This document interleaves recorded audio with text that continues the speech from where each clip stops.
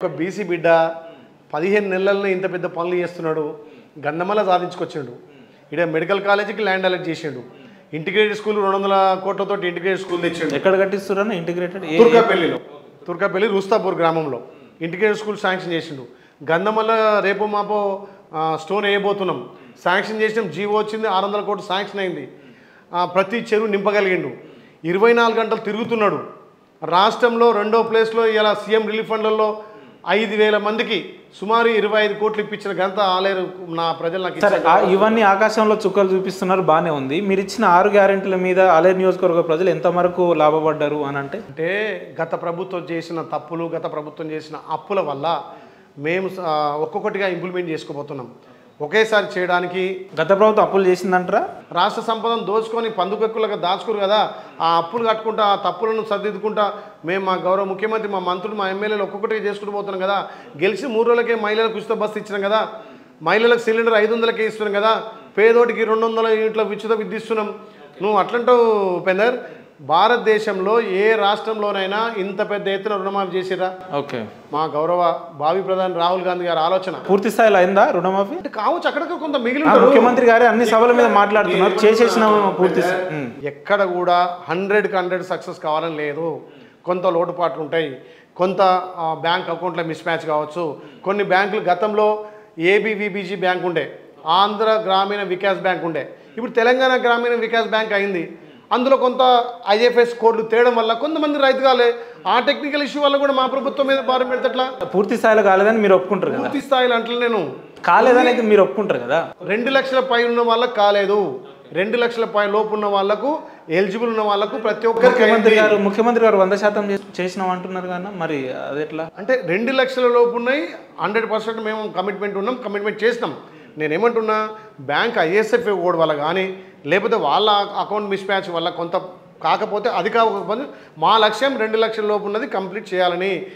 తెలంగాణ రాష్ట్రంలో 25 లక్షల మందికి 21,000 కోట్లతోటి రుణమాఫీ చేసిన ఘనత తెలంగాణలో కాంగ్రెస్ పార్టీది. మా గౌరవ ముఖ్యమంత్రి వచ్చిన తర్వాత సుమారు 70,000 ఉద్యోగాలు ఇచ్చినాం. ఉద్యోగాలు నింపడమే కాకుండా మొదటి తారీఖున ఉద్యోగస్తుల జీతాలు ఇస్తున్నాం. గత ప్రభుత్వం 15 తారీఖు ఇచ్చేది ఉపేందర్. 70,000 ఉద్యోగాలు మేము ఇచ్చినాం. ఇరిగేషన్ లో కల్పిస్తున్నాం. మా రాజనరసింహ గారు వైద్య శాఖలో ఫిలప్ చేస్తున్నాడు. మా పొంగులేటి శ్రీనివాసరావు రెవెన్యూ శాఖలో వీఆర్ఓలో మళ్ళీ తీసుకుంటున్నాం. ప్రతి గ్రామంలో వీఆర్ఏ పరిపాలన ఉండాలని చేస్తున్నాం. ఇది కదా మా ప్రభుత్వం చిత్తశుద్ధి. 30,000 ఉద్యోగాలు ఆల్రెడీ జీవోలు జస్ట్ మీరు లెటర్లు ఇచ్చి అవి మేము ఇచ్చినాం అంటే ఎట్లా? అప్పుడు నువ్వు జీవో ఇచ్చిన లెటర్ ఎందుకు శాతకాలి నీకు? ఓకే, లెటర్ ఎందుకు ఇయ్యలే? ఆ లెటర్ మేము ఇచ్చినాం కదా. చేసేవాళ్ళం ఎలక్షన్ నోటిఫికేషన్ ఎట్లా చేసేవాళ్ళం? 10 ఏళ్ళు ఏం చేసినాము? 10 ఏళ్ళు ఏం చేసినావు? 10 ఏళ్ళు లెటర్ ఇంట్లో పెట్టుకున్నావా? ఓకే. దానికి ఒక ఎగ్జాంపుల్ చెప్తాం. ఆలేరు నియోజకంలో రాత్రి 10 గంటలకు నోటిఫికేషన్ వస్తుందనగా అన్ని మండలాల 8 మండలాల విలేకరులను పిలిచి పైన కూర్చోబెట్టి రప్పరప్ప పత్రాలు ఇచ్చారు. ఇండ్లు ఇస్తున్నాను, ఇంటి స్థలాలు ఇస్తున్నా అని చెప్పి కిందికి వచ్చి మళ్ళీ పత్రాలు గుంజుకున్నారు. అవి గట్టే ఉంది తెలంగాణ గవర్నమెంట్ పరిస్థితి. మా ఆలేరులో సుమారు ఒక 1000-1500 మంది విలేకరులకు మేము ఇంటి అంటే ఓట్ల కోసం దండుకోవడం కోసం స్కీములు ఇచ్చి ఇలా విలేకరులంతా నా మీద పడుతున్నారు. అన్నమాక పత్రాలు ఏం పత్రాలు ఇచ్చేట్టు ఏం లేదు, పుట్టి జాగిస్తున్నామని చెప్పుడు. అందుకే ఇలా విలేకరులకు కూడా 2 మండలాలు ఇప్పటికే తుర్కపల్లి, బొమ్మరావు నేను స్వయంగా కలెక్టర్తో మాట్లాడి ప్లేస్ చూసి లేఅవుట్ చేసి ఇళ్ల పత్రాలతో పాటు ఇంటి జాగని నేను ఇస్తున్నా అన్న. ప్రభుత్వం వచ్చినప్పటి నుండి ఏం చేసిరంటే మీరు టకా మేము ఉచిత బస్సు ఇచ్చినాం, 500కు గ్యాస్ ఇచ్చినాం, 200 కరెంట్ ఇచ్చినాం, చాలా అనగరంగా మాట్లాడారు. ఇవన్నీ నిజం కదా?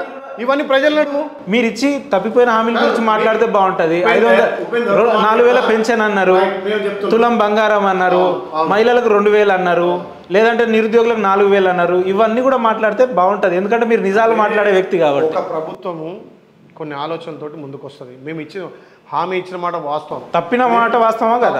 తప్పలేదు. 100 రోజుల్లో ఇస్తాం, 100 రోజుల్లో ఇస్తాం. నేను ఏమంటున్నా ఉపేందర్, మేము ఇయ్యనటువంటి హామీని కూడా నెరవేర్చాం. మేము ఎక్కడ మా మేనిఫెస్టోలో తెలంగాణ రాష్ట్రంలో సన్న బియ్యం ఇస్తాను చెప్పలే.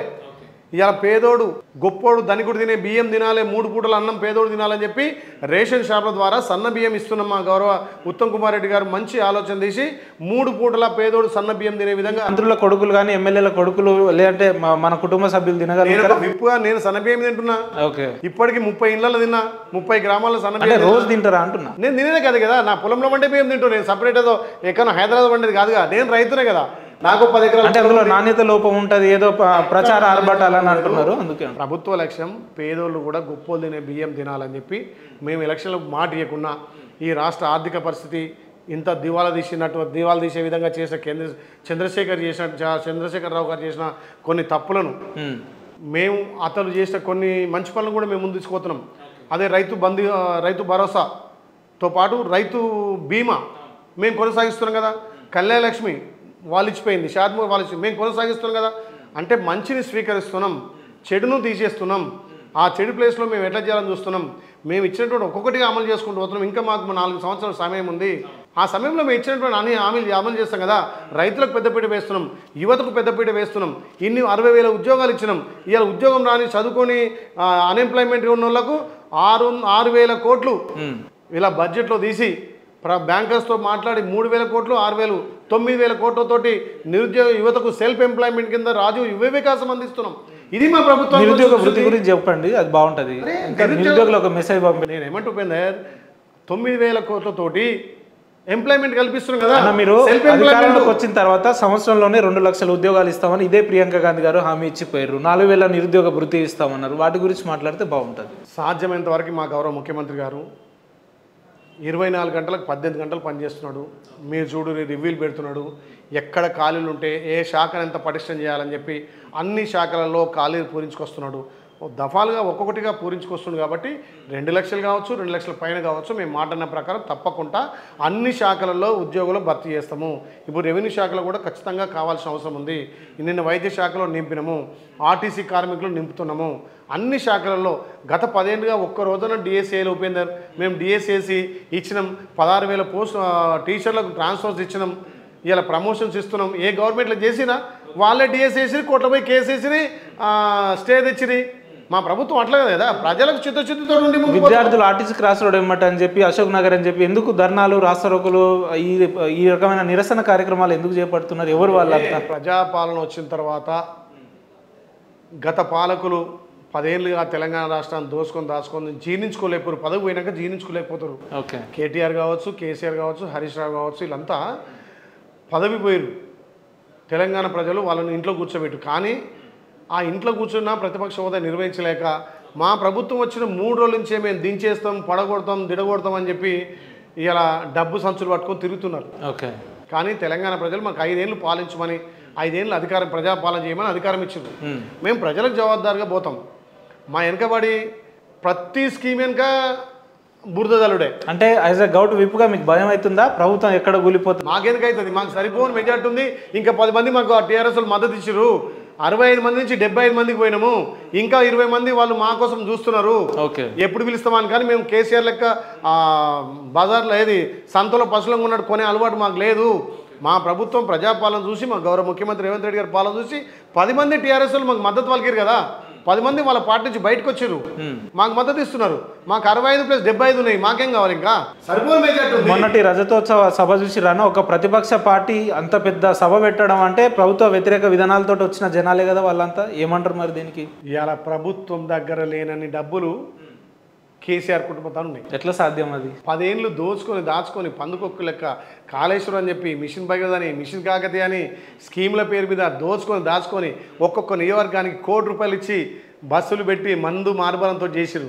అయినా కేసీఆర్ ఉద్యమకారుడు. కేసీఆర్ ప్రసంగం ఎన్నిసార్లు చూసినా ఎప్పుడైనా ఎవరైనా రాసిన స్క్రిప్ట్ను చదివిండా? తప్పేముంటుంది అంటే ఆయనలో చరిష్మా పోయింది. పదవి పోయిన తర్వాత ఆయనలో ఒక భయం పుట్టుకుంది. ఆ భయంలో ఉన్నటువంటి ఆలోచనతోటి స్క్రిప్ట్ చదివింది తప్ప ఆయన స్వతహాగా మాట్లాడితే తెలంగాణ అభివృద్ధి కోసం మాట్లాడుతుండే, స్వతహాగా మాట్లాడితే మా ప్రభుత్వం చేస్తున్నటువంటి మంచి పనుల గురించి మాట్లాడుతుండే. ఆయనకు రాసిన స్క్రిప్ట్ చదివింది కాబట్టి ఆయన వణుకులో భయం ముట్టింది కాబట్టి ఆ రకంగా కేసీఆర్ అట్లా మాట్లాడుతాను ఎప్పుడు కూడా అనుకోలే. నిజంగా ఆయన మాట తీరు చూస్తుంటే చాలా ప్రతిపక్ష నాయకుడైనా గంభీరంగా తెలంగాణ ఉద్యమంలో కానీ ముఖ్యమంత్రి కానీ మాట్లాడినప్పుడు హుందాగా ఉండే. మొన్న మాట్లాడింది భయపడి మాట్లాడినట్టుగా ఏదో స్క్రిప్ట్ రాసి చదివినట్టుగా ఉంది తప్ప ఆయన సొంత ప్రసంగం కాదు. కాకపోతే కేటీఆర్ అంతా ఆయన ఆధీనం తీసుకొని నువ్వు ఇట్లా మాట్లాడాలి నాయన అని చెప్పి ఆయన మాట్లాడించినట్టు తప్ప. ఇప్పుడు మొన్న మీరు ఒకటి ఎందుకు వాళ్ళ సొంత కుటుంబంలో వాళ్ళు వ్యవహరించిన తీరు ఎమ్మెల్సీ కవితకి ఏమన్నది మొన్న వచ్చి ఓకే తెలంగాణ కరెక్ట్ డిసిషన్ తీసుకోలేదు, తెలంగాణ సామాజిక తెలంగాణ రాలేదు, ఆశించే తెలంగాణ రాలేదు. మరి మొన్నటిదాకా మీ నాయనే ఉండు కదా, మీ అన్నే ఉండుగా, మీ బావి ఉండుగా మంత్రులు. ఓకే రైతు బంధు కరెక్ట్ కాదు, రైతు బంధు కొద్దరికే ఇచ్చారు, ఎకరం ఉన్న వాళ్ళకు 10 అయింది, 10 ఎకరాలకు 1,00,000 ముట్టింది, ఇది కరెక్ట్ కాదు. ఆ రోజు మేము గదే మొత్తుకున్నాం కదా. మరి ఆ రోజు వ్యవసాయ కూలీలకు మేమేమంటే ఇవాళ మేము వ్యవసాయ కూలీలు అంటే కవిత మమ్మల్ని సమర్థిస్తుంది, వాళ్ళ ఆయన తప్పులు ఎత్తి చూపుతుంది కదా. అంటే ఒక్కొక్కటిగా బయటపడుతుంది. ఇక 3-4 రోజులు హరీష్ రావు కూడా బయటపడతాడు. హరీష్ రావు వాళ్ళేమో పొసుకుతలేడు.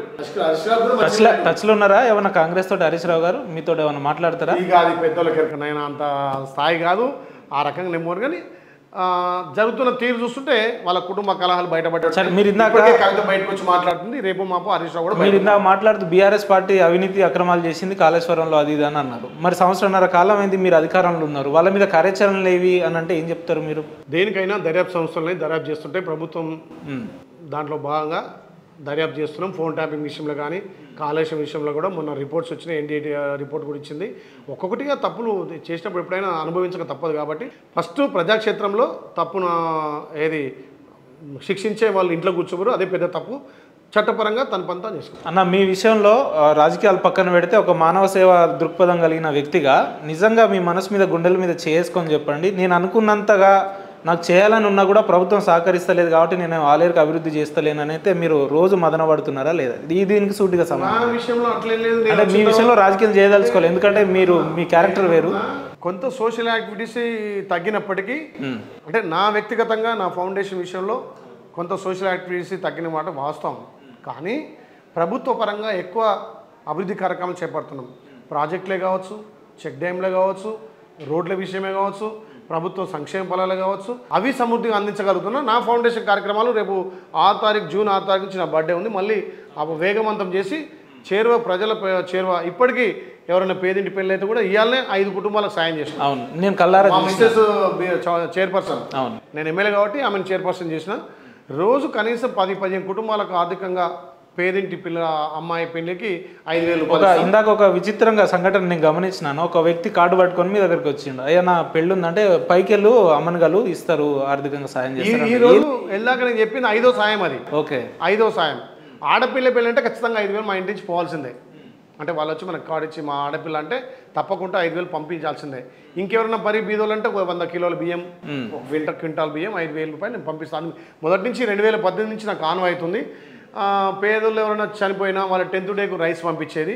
అది కొన్ని అనివార్య కారణం వల్ల కొంత బంద్ అయింది. రేపు జూన్ 6 తారీఖు నుంచి మా బీర్లా ఫౌండేషన్ రైస్ కూడా పంపిణీ చేస్తున్నాం. అంటే విచిత్రంగా ఉందన్న, రాజకీయ నాయకులు అంటే సామాన్యంగా గెలవక ముందు ప్రజల్లో ఉంటారు, గెలిచిన తర్వాత హైదరాబాద్లో విల్లాల్లో ఉంటారు, పెద్ద పెద్ద కార్లలో బంగ్లాలలో తిరుగుతారు అంటున్నారు. మీరేమో పొద్దున్న లేస్తే ఆలేరులో ఉంటారు, లేదంటే ఎవరు వచ్చినా కూడా ఆర్థిక సాయం చేస్తున్నారు.